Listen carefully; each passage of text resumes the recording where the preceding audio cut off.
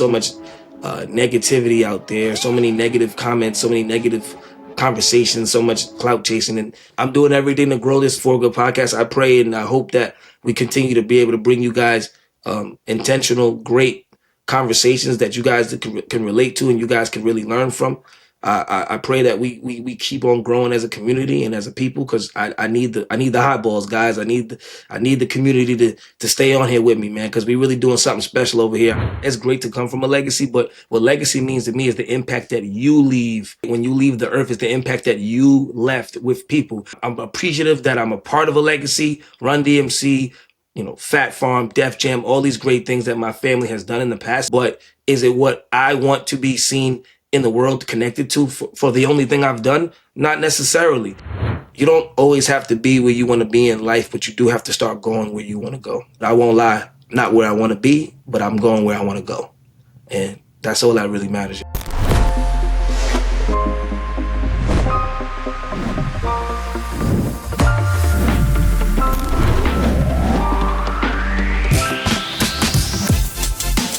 What's good, everybody? It's your guy, JoJo Simmons, and welcome back to the For Good podcast, where we focus on the good, never the bad, where we're measured by what we do, not what we have. Today's episode is a special one. It's my birthday. Well, it was my birthday yesterday, and there's no guest, just me. I want to take a little time to reflect on my journey so far and what it really means to find purpose beyond the spotlight. From growing up on Run's house to carving out my own path to building a legacy rooted in an impact, I've learned a lot about identity, growth, and staying true to myself. So today I want to share some of those lessons with you. Let's get into it, everybody. This is a special Just JoJo episode. What's up, everybody? I appreciate you guys tuning in with me. I know that you guys are used to seeing me with a guest, and it's been a while since I've done some Just JoJo stuff, but had to step back, reassess, see how I kind of wanted to do this. So I said, nothing better than coming back with a Just JoJo with my birthday on the horizon. My birthday was yesterday. I turned 36, and I told my team,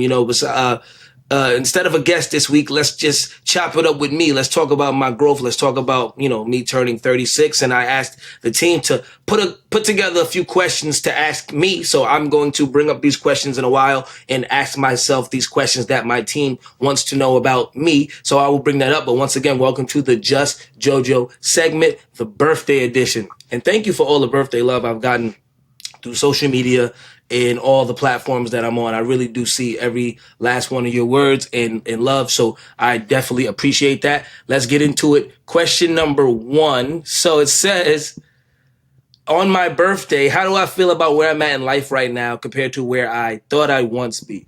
I wouldn't say I'm satisfied with where I'm at in life right now, but I would say that I'm proud of myself. I would say that me 10 years ago is proud of me. Me 20 years ago is super proud of me. I don't know if this is where I thought I would be in life. A lot of different things that I wanted at a younger age that I no longer want and I no longer deem as success. So I'm unsure if this is where I'd be. I know that a younger version of me would probably think I'm super lame, married guy with 2 kids and a wife, and that's all he really worries about. That's kind of my swag. So I wouldn't say that I knew that I'd get my shit together one day, right? But I don't know if I'd know that this is where I'd be in life. I find it funny. I was talking to a friend of mine, and now that I do this podcast stuff and I do interviews and I talk to people, when I was younger, and my first, I wouldn't say my first official job, because my first official job was in the church, but my first official job of like when I kind of dropped out of college was globalgrind.com for my uncle. And they very much so pushed me towards journalism. They made me the head of the music page, and they put me in a lot of positions to have the opportunities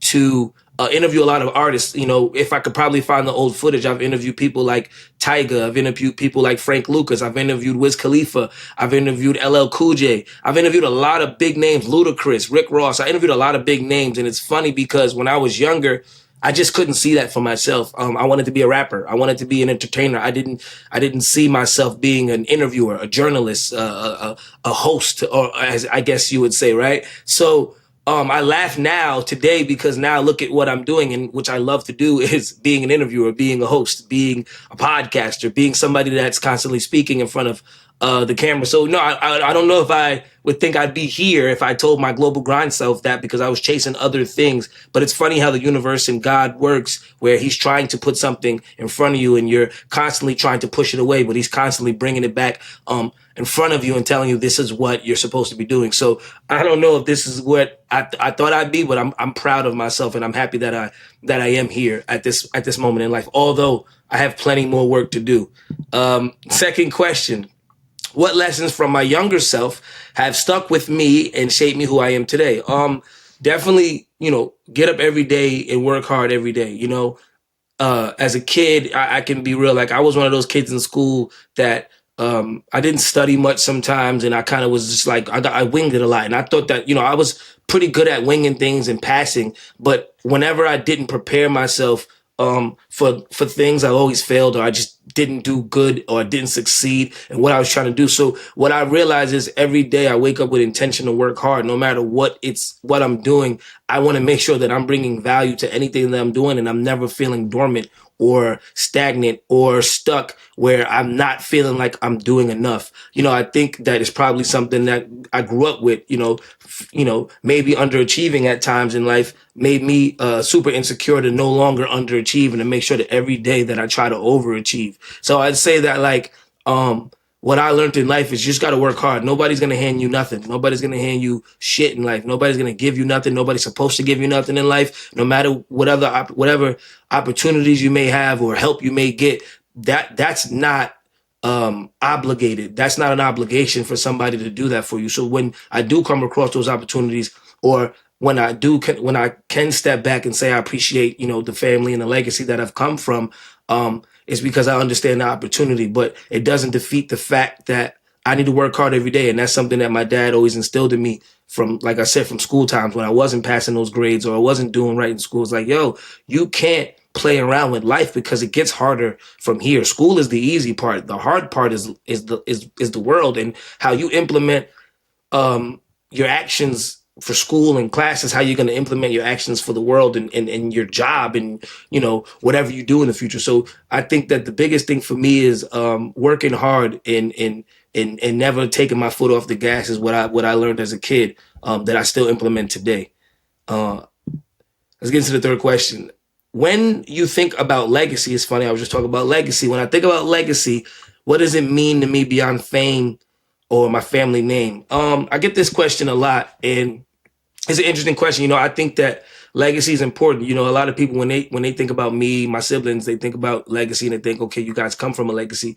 But what they do need to understand is we're all trying to build our own legacies. So, like, yeah, it's great to come from a legacy, but what legacy means to me is the impact that you leave when you leave, right? When you leave the earth, is the impact that you left with people. So I personally, I'm appreciative that I'm a part of a legacy. Run DMC, Fat Farm, Def Jam, all these great things that my family has done in the past. So never want to say that this isn't something that I'm proud of. Of course I'm proud of it, but is it what I want to be seen in the world connected to for the only thing I've done? Not necessarily. Yeah, I'd love for people to remember, okay, he was part of that family. But what I want people to understand more is not only was he part of that family, but he branched off and made his own legacy a part of that family. So no matter if you try to connect my legacy to the legacy that was built before me, is all good. But as long as the impact that I leave is something that I personally did, that's what legacy means to me. Something that I can personally leave behind. That they say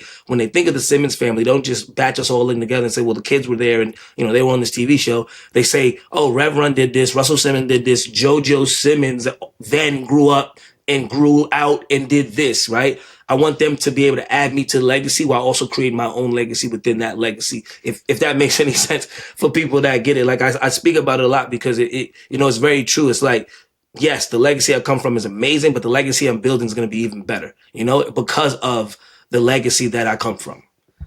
Let's get into the next question. I love that legacy question though. Like, honestly, it's a great question. What was it growing up? What was it like growing up in the spotlight, and how did I begin carving out my own identity outside of Run's house? I mean, yeah, another question I get a lot. What was it like growing up in the spotlight? Obviously, a lot of pressure, a lot of eyeballs on me. Very little room for mistakes growing up in the spotlight. So there's pros and cons. Like the pros are you can use that spotlight to your advantage and use that platform to influence people. You can use that platform to make money. You can use that platform to advocate. You can use that platform to do so many different things. But in the same sense, when you just want to be a person and be a human and go food shopping or just cry one day or go through or have a bad day, it's hard to have that bad day. It's hard to walk through a supermarket and be a normal person sometimes when you are a known person, when you are in the spotlight, no matter if you're Beyonce big or C-list, D-list celebrity. If you're known and people know who you are, and every day you walk outside and you know that you're going to be not bombarded but spoken to, or you may be having a bad day and you just not feeling that day, and you're just not allowed to have that when you're a person that's in the spotlight. And that's something that I learned is you constantly have to be on go mode, because that is part of your business. That is part of who you are. Once you become part of that spotlight and you've become a persona that people love, respect, and honor, you got to kind of take the good with the bad. But when it comes to the second part of the question, how did I start carving out my own identity? I think it's this. I think it's this podcast. I think it's 3 is 4, my creative studio. I think it's obviously my own record label production company, that which is obviously still in the field of where my family came from, but it's my own identity. This is mine. This is something I created. No backing from my family. 3 is 4, same thing. Got this with my 2 guys from high school, and we did this and kept building this thing up. And same with this for good concept. It's like all of these things are ways to carve my own identity for you guys to see that I'm a businessman. I'm an entrepreneur. I know a lot of jokes were said with me growing up of me wanting to be a rapper and me wanting to do this, and I was just trying things. That's what life's about. It's about trying things that you love and that you're passionate about. But what I truly found out that I'm truly passionate about is being a businessman, is being an entrepreneur, is being in these offices, is being in these meetings, helping these deals close. That's what really makes me and really makes me keep going in life. So that's how I carve my own identity, is coming into these rooms and saying thank you for the respect for what's been done before me, but please respect what I have going on now through my own hard work. That's how I'm carving my identity. Even me being in cannabis, you wouldn't think the Rev's son, JoJo, the one that got arrested on this TV show for weed, would still double back on cannabis and advocate for the people in the space, show up for the people in the space, make sure that the people are learning about education of cannabis and understanding the holistic sides to it and the wellness sides to it, right? So that's how I carve my own identity, doing things that my family has never done, but also still following the blueprint of the entrepreneurial spirit to always be in the forefront and advocate and try to be successful. And that's kind of how I look at carving out my own, identity and my own legacy. Here we go. What were the moments, were there moments where I felt pressure to follow a certain path, and how did I find the courage to take on my own? I can never say that I felt pressure to start follow certain paths. I think a lot of people would ask that question because I rapped, and they're like, "Oh, did you ever feel the pressure of being like Mini Run or Little Run or wanting to be like Run DMC?" No, I just looked up to my dad. Still do. Growing up, if that's what you see, that's what you want to be. I'm like, Bronny James want to be LeBron, and I'm sure Michael Jordan's sons, they've played basketball too. They probably want to be their father, because that's what you see as a successful man in your household is your father, and what your father is doing, you want to be just like him. They're successful, they're out there killing it, they're looking cool, they're doing great things, and you want to be that. So I never say that I felt any stress trying to follow a path, but the stress came on trying to fill the shoes or trying to match the energy of what he brought, which could never happen. In my opinion, it could never happen. It would never happen because the times were just different, and he was able to trailblaze and pioneer the rap game. So the pressures come from the stress of really people putting expectations on me because of who my dad is, right? But no pressure to actually, like, nobody was like, you have to do this because of this. I always wanted to do that. I always wanted to be, Baby Run. You can see old pictures and old videos of me performing in London with my dad at 10, 11, 12, 9. So never felt pressures. And to find the courage to do things on my own, like, I just never let stuff get to me. Of course, people they say bad things and have said bad things about me, especially my music back in the day, but I just never let it get to me, because if you let, what I learned at a very young age is if you let people's opinions determine your work, then what are you doing it for? You know, you're not doing it for you, you're doing it for them, then that's just a problem. You know what I mean? So I just, courage sometimes looks like courage when it's really just somebody super scared inside saying fuck it and going for it. That's what courage is. Most of the time, that's what courage is. You think these guys are so, oh, he's so courageous, he's so right. No, he's just saying, well, what other option do I have? Either lay down or stand up. And that's always been my mindset on life is I'm going to stand up. I'm going to stand up. I'm going to do what I got to do no matter what the opinions are on me, no matter what people are saying about me. I'm going to stand up and I'm going to do everything I can do in my power to win. And it's not to appease the people or the crowd or the applauses. The winning is for me. The winning is for my wife. The winning is for my kids. The winning is for what's going on here. It's not for anybody to say, oh, cool. Yeah, great job, JoJo. You're doing such a good. Thank you for that. But that's not what the winning is for. That's not what drives me to say, oh, yes, they're so happy that I'm winning, because as soon as I'm not winning and they say I'm a loser, then that's going to affect me the same way. I can never let that affect me. So that's how I came up with the courage to do things on my own, is not caring what people are saying, because what other options do you have? You either win or you lose. I choose to win. No matter if I've lost millions of times, I choose to wake up every morning and try to win. That's just what it is. So that's how I come up with the courage is, man, these other people talking about me ain't going to pay my bills and they damn sure ain't going to take care of me. So I'm not worried about it. Let's get to the next question. I hope I didn't get too passionate there, guys, but I had to keep it real. Here we go. What's been the hardest part of building my own lane, and how did I push through those challenges? I would definitely say the hardest part of building my own lane, especially with my production company, Who's House Entertainment, the creative studio production company, 3 is 4, and everything else I do is, I would say the hardest part is getting people to believe, in a position that I'm in, and I would speak for my siblings as well, is like, because of the legacy we speak of that we came from, a lot of people don't want to give us as many chances as you believe they would, right?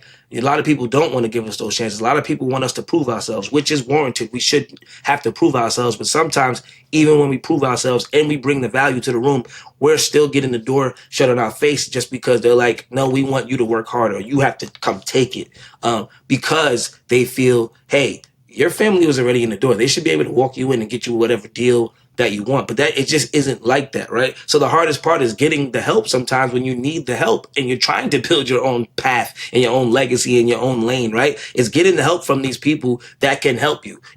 Automatically they think that we already have the help because we came from where we came from. But hey, if we're reaching out and we're trying to collab, we're trying to build something on our own without using the name and the connection of what has been done before us. So that's the hardest part, is getting people to really work. Like, we can get in the rooms. Getting in the rooms are relatively easy, but staying in the rooms are harder, especially when, you have people just not wanting to work with us as easily. So, that's what I would say is the hardest part. But, I love those challenges. How do I push through those challenges is, following up every day. And I keep it real. I'm transparent with these people. Like, I've had these conversations with other partners and people. I'm like, hey, just want you to know, this is not JoJo Simmons, the Runs House star, the growing up hip hop star. This is JoJo Simmons, the entrepreneur. And however way we can collab, I'm just trying to win. I'm just trying to build my companies. I don't want you to think I'm coming here to be no big celebrity. I don't want you to think I'm coming here to try to flaunt my ego or come here and say I'm a big guy, I'm a big dog because of all the things I've done in the past, or flaunt my last name. Man, take my last name away. Take away my reality TV accolades, take away all of that, and just see a man trying to build a company with some employees that he's trying to make sure that he takes care of. You know what I mean? And that's how I kind of push through those challenges, just keeping it real with people and being super transparent about what's going on in my life and what I'm doing right now. It's like, I know it's hard not to see me in that light of, well, that's JoJo Simmons and that's cool, but no, look at it like that's Joseph Simmons. That's why I go by Joseph Simmons, because take me serious. I'm seriously an entrepreneur. I'm not that same kid you saw running around with, my brothers, and that same guy you seen on Growing Up Hip Hop. I'm this entrepreneur that's really building things. So that's why I tell people just take me serious and take what I got going on serious, because I'm not coming in to flaunt anything I've done before. I'm here to build on the future, not flaunt the past. Excuse me, I had to take a sip of water. Let me get to the next question, though. These are some great questions from the team. I'm going to give them a round of applause so far. Some great questions. How has my definition of purpose changed as I got older? Oh, easy. My kids. My kids are 100% have become my purpose. My kids and my wife obviously can't leave my beautiful wife out, but my kids have been my purpose. I tell this story a lot. When my daughter was born, I knew I knew I had an intention. I knew I had purpose. I knew I had to do something, not just be a good dad, but to provide and to give her everything and to make sure she never feels no pain and she never feels like she doesn't have or she has to go without. And I know a lot of people are like, why are you talking like that? You come from this family with all this money. Cool, once again, but me as a man creating my own family, I should never expect no other man to take care of me and mine. So that's what, my purpose is to make sure I take care of me and mine. And my purpose is to make sure that I'm authentic every day and just being myself. And I've learned that through that is I just keep getting blessed. I just keep getting blessed because I wake up every day and I'm intentional. I'm purposeful.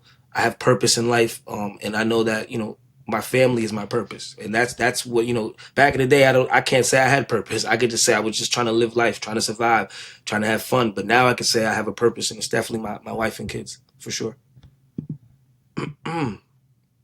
It says, how do I balance chasing personal goals with desire to make a difference in the community? I think they go hand in hand. I think my personal goals and doing for the community go hand in hand because those are my personal goals. Like obviously, I have other personal goals like going to the gym every day and making sure that I'm the best dad I could be, the best husband I could be.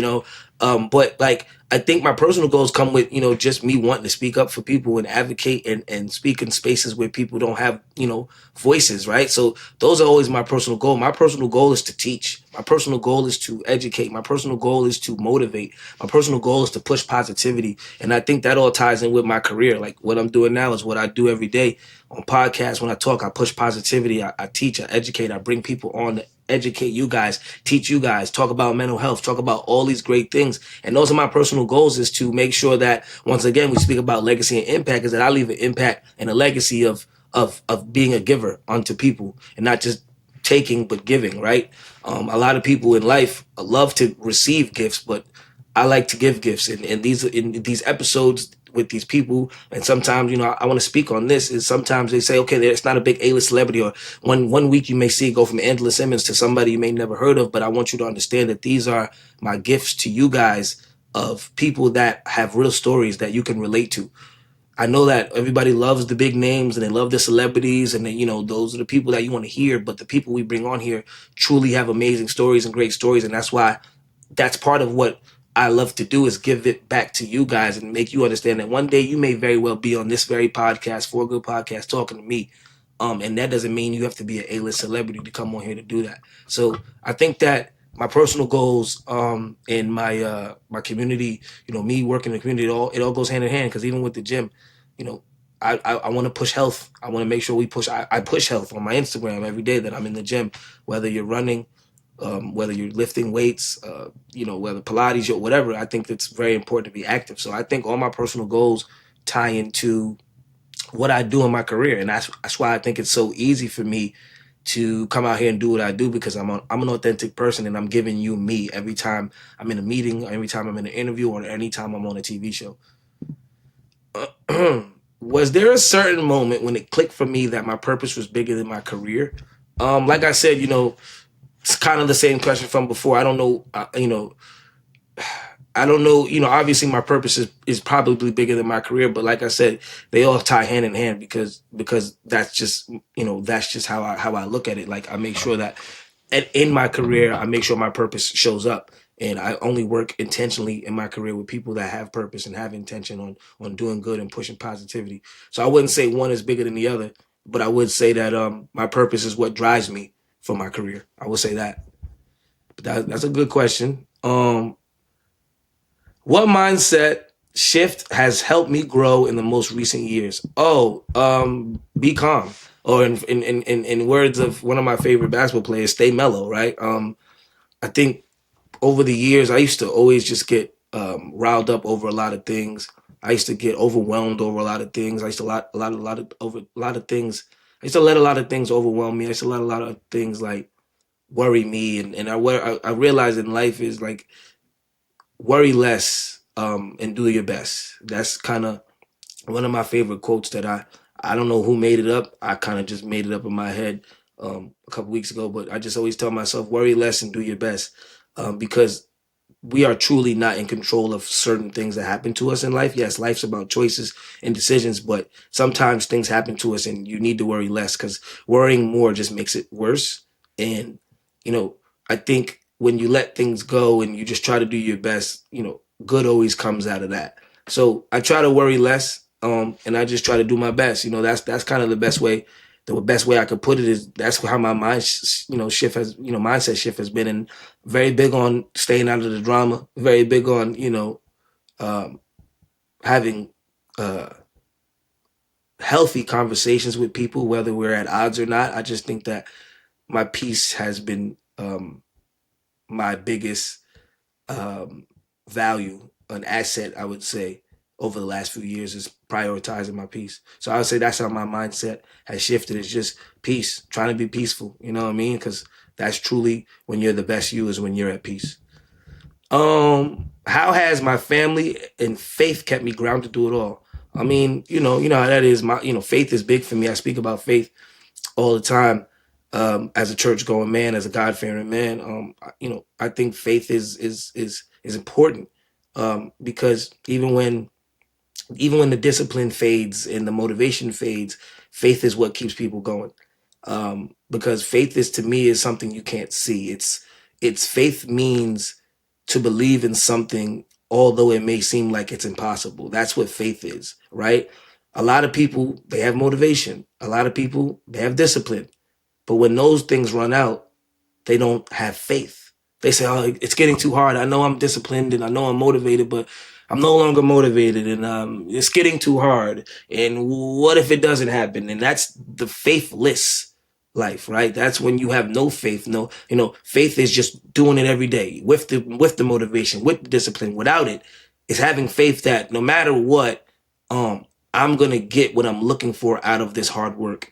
No matter what, I'm going to get out of this hard situation because I have faith that I'm going to be okay. And I've always realized that like all the things I've ever stressed about in life, I always got out of. So like you stress for like the first day, the first week, the first month, whatever you're going through. And then you realize month by month, year by year, you forgot everything that you used to stress about. I guarantee you there was something 2 years ago that I was probably stressing about that I cannot remember, And that's faith to me is knowing that I've been through that already. So I have the faith to know that I'm going to get out of it just like I did before. That's faith is knowing like, oh, I'm good. I'm good. I'm good. No matter what, I'm good. That's faith. So that's what plays a very important part of my life is just being faithful. And obviously my family, they keep me grounded. They keep me faithful and they're who to come home to. When I'm done working, when I'm done doing everything I need to do, I love just being with my family. For dinner, what we did yesterday for my birthday, I just wanted to sit with my two kids and my wife and enjoy cake. And I got to do that. And I told them that, every year for my birthday, I usually travel or do something extravagant with my wife or with my family. And this year, I just wanted to enjoy the simple things. This year I just wanted to enjoy a slice of cake with my wife and my two kids, and just look around the dinner table and just see um, what I've created with my wife, and see the life that I now have at 36. It's great to me. Do I want a bigger house? Of course. Do we want other things? Yeah. But I'm here. I'm blessed. My kids are happy. My wife is happy. I'm able to do what I do every day and love it. So yeah, man, they keep me grounded. That and faith, family and faith are super important for me every day. Um, how do I handle setbacks or moments when I feel disconnected from my purpose? Like I said, I think the best way I handle setbacks is telling myself I got it. I'm gonna be okay. Worry less and work harder. Right? Um, you know, Worry less and do more. That's just how I get out of it. Is like, it's very easy to get startled. It's very easy to get shaken. It's very easy to um get setbacks or disconnected from your purpose, because a lot of things happen in life, a lot of moving parts, but you just got to keep reminding yourself that you got it. And that's what I do. It's big on the mental health aspect of it for me. Sometimes, I got to sit myself down and say, yo, like, and also it's okay to like cry, or it's okay to be like, fuck, like, that one hurt. But then you just got to get back up and you got to get to it, right? And that's just kind of how I deal with it. It's like the same, you know, mindset I said earlier. Is like you either lay down or you stand up. And to me, I choose to stand up every chance I get. So a setback is only a setback, but it's not a stop, right? A setback is a pause, but it's not a stop. It's not a stoppage. So I never let it stop me. I may let it set me back for 30 seconds, but I never let it stop me. Now, as I look ahead, what am I most excited to grow into the next year of life? More wins, obviously. I'm doing everything to grow this creative studio 3 is 4, as well as this podcast that's produced by 3 is 4, the 4 Good Podcast. I pray and I hope that we continue to be able to bring you guys intentional, great conversations that you guys can relate to and you guys can really learn from. I pray that we keep on growing as a community and as a people, because I need the hot balls, guys. I need the community to stay on here with me, man, because we really doing something special over here. I know that there's shout out to a lot of I say that there's not many podcasts like this, but there are a lot of great positive podcasts out there. So shout out to them that are putting in the work and trying to change the narrative of how podcasting is and how the conversations that we consume are, I love a lot of those, a lot of the podcasts. I've seen the crazy ones. I've seen, I watch the hip hop ones. I watch them all. So shout out to everybody in the podcast space. But over here at this For Good Podcast, we're really building something special for a community of people that just want to feel good, and a community of people that just want to feel positive, and a community of people that just want to be amongst people that are like-minded. Like I said this before, so many negativity out there, so many negative comments, so many negative conversations, so much, negativity, so much clout chasing. And this is just not the podcast for that. And I hope that as we grow over the year and the years, that people keep on coming and being a part of this community, because positivity is needed. It's like a cleansing coming over here to the For Good Podcast after watching all that those other things and content that may not be positive. Once again, no shots at anybody. I watch it all, and shout out to everybody that's able to make a space in this space and also make $1 in this space. It's truly amazing. I know we're coming down to some final questions, but this is I'm really liking interviewing myself. By the way, I'm gonna start doing this a little bit more. Now I'm not really interviewing myself. It's like the team is interviewing me, but I'm reading the questions. It says, what advice would I give someone trying to find their purpose beyond other people's expectations? Yeah, easy. I mean, find what you're passionate about and go after it. And that's hard sometimes in its own to say, find what you're passionate about. It's hard to find what you're passionate about sometimes. But find what makes you happy. Find what to do that makes you happy. Like whenever you're doing something and it just makes you happy to do it, then that's probably your purpose. It's probably what you should be doing. Especially if it's something positive.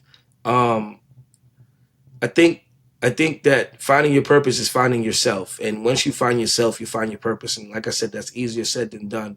But block out all the distractions and really just hone in and focus on the things you like. Sometimes you can sit down with yourself and get out a notepad and a pen and write all the things you don't like and all the things you do like, right? All the things you like to do, all the things you don't like to do. And then process of elimination. Look at all of the stuff you like to do, and I'm sure you'll find your purpose in that. So that's my word of advice is finding your purpose, and without anybody setting you back, and without anybody's other expectations. People can't expect something out of somebody doing nothing. So an expectation means really nothing to somebody that's building on something. So don't let people's expectations of you, set you back or decide who you're going to be. The only expectation you should have is of yourself, and of the goal and the plan that you put out there that you want to get done. So don't let other people's expectations ever slow you down at all. Finally, and obviously, my question that I asked to all my guests on the For Good Podcast, and my team is asking me, it says, quick mental health check-in, because we take mental health very serious here at the For Good Podcast. How am I feeling stepping into this new year of life? I'm feeling good. Like I said in the beginning of the interview, not content, but I'm not upset. I'm not sad. I'm not mad. I'm very inspired. I'm very motivated for the next few years. I'm so proud of myself. being in this position at 36 years old. So proud of my growth. I'll say that to myself.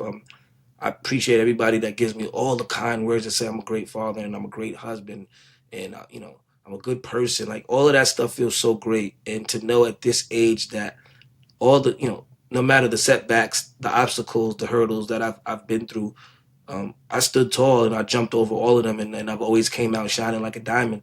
And that's a testament to just never stopping. I believe in myself every day, and I hope that the people watching this believe in themselves too, because that's what this is really about. Every day I work hard. Every day I go hard. Still to this day, there's people that don't believe in me. Still to this day, there's people that speak bad on me. But that doesn't matter to me because I'm not doing it for them. I'm doing it for me. And even when I win the biggest wins ever, I still won't be doing it for them. I'll be doing it for me. So I will say that mentally I'm feeling good. Mentally I feel motivated. Mentally I feel like we're gonna have a killer next year and years beyond, right? Because I know it's all in my power to do everything I need to do to get to those wins. And if I have an opportunity to have any chance of having power to control anything in my life, especially, I know a win is going to come out of it, right? So mentally, I'm feeling great. Mentally, I'm feeling motivated. And mentally, I'm feeling ready to keep knocking things out the park. But I won't lie, not where I want to be, but I'm going where I want to go. And that's all that really matters, y'all. So I want to leave you guys with that is, you don't always have to be where you want to be in life, but you do have to start going where you want to go in life. That's the important part. A lot of us aren't where we want to be, but some of us are not even trying to go where we want to go. So make sure that you're trying to go where you want to go if you want to be where you want to be, or if you're upset with where you are in life, or if you're not content with where you are in life, work towards where you want to go. I appreciate everybody tuning in to this Just JoJo birthday edition segment. Much love, everyone. Once again, appreciate all the birthday love I have received for my 36th birthday. And I will see you guys next week with a guest. Don't worry, you won't just see me next week, although I know you guys probably appreciate these conversations every now and then. So I am ready to give you guys more of these Just JoJo segments. Just leave me some love in the comments, please, if you could. Make sure you subscribe. I'll have my people put the subscribe thing right here. Make sure you subscribe to For Good Podcast. Make sure that you tap in with this beautiful community that we are building and we've been building over the last year. And I appreciate everybody that has been tuned in. I appreciate everybody that is a subscriber to the For Good Podcast. But that's the biggest birthday gift you can give me right now is give me a follow, give me a comment, give me a like, and give me a share. Much love, guys. It's your guy, JoJo Simmons. This is the For Good Podcast, where we focus on the good, never the bad, where we're measured by what we do, not what we have. I'm checking out. It's your guy, JoJo. Till next time. Peace.